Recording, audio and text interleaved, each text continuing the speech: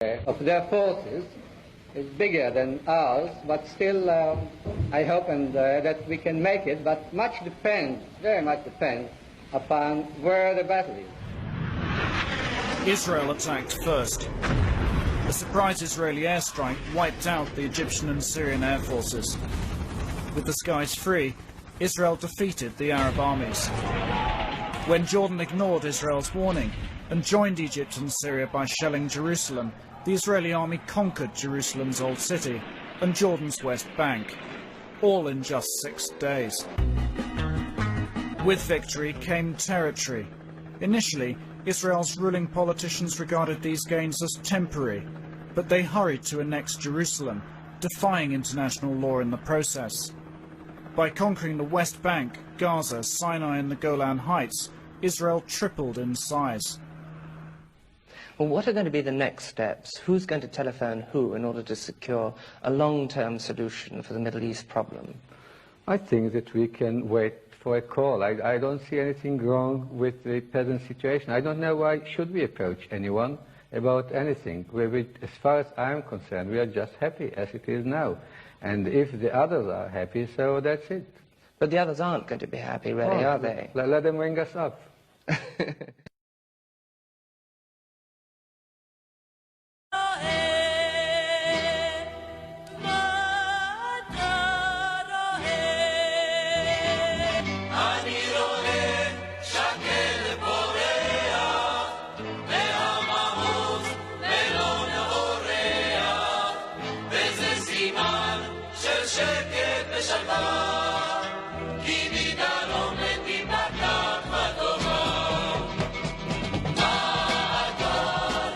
But little good came from Israel's south. Israel held on to the Suez Canal in Sinai, seized from Egypt in 1967. Diane suggested a limited withdrawal from the canal, but abandoned the idea when it was opposed. Diane then repeatedly rejected, out of hand, Egyptian demands for the return of their land.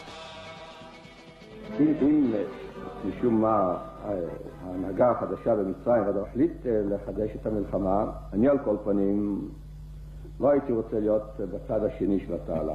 בכל אופן לא הייתי רוצה להיות שם בלי צה"ל. תודה רבה. אני לא חושב שדיין היה האיש שהמציא את האווירה הזו, אבל דיין היה הסמל של האווירה הזו.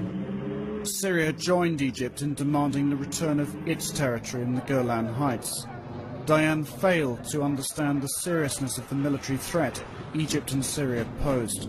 No one will capitulate here in this country. I am not ready to capitulate or to surrender 1 inch or a bit of sand from our land. לו אני הייתי צריך להמליץ בפני הממשלה לבחור בין לקבל את התכתיב המצרי המדיני לנסיגה או לקבל פתיחת אש מצרית, הייתי מציע לקבל את האש המצרית.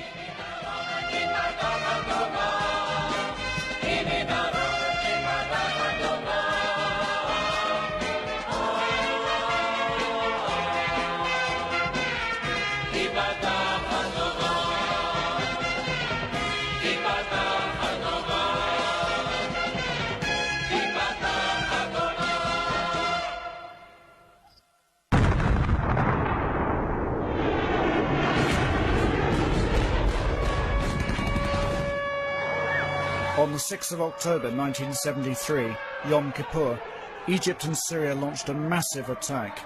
Israel was caught completely by surprise.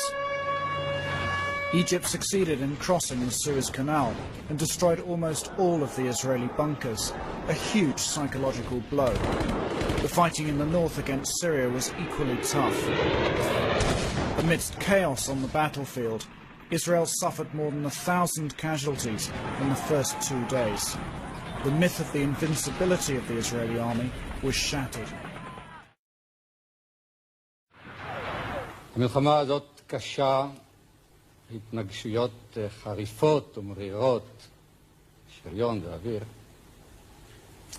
מלחמה כבדת ימים, כבדת דמים.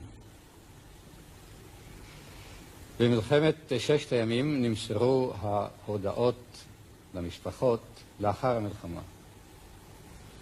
בתום המלחמה, ויכולנו אז גם להתייחד עם הנעדרים.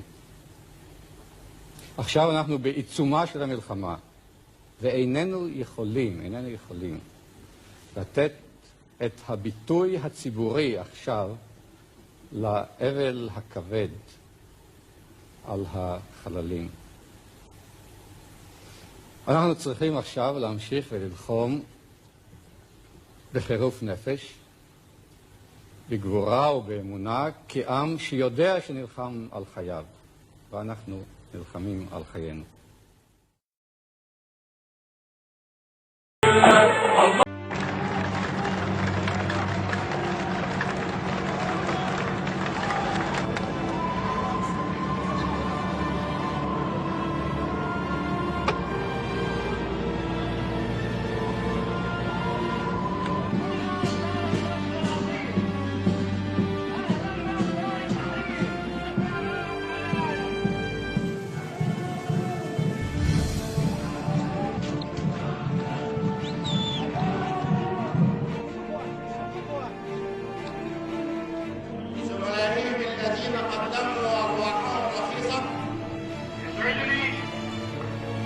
ونحن في استقبالكم اليوم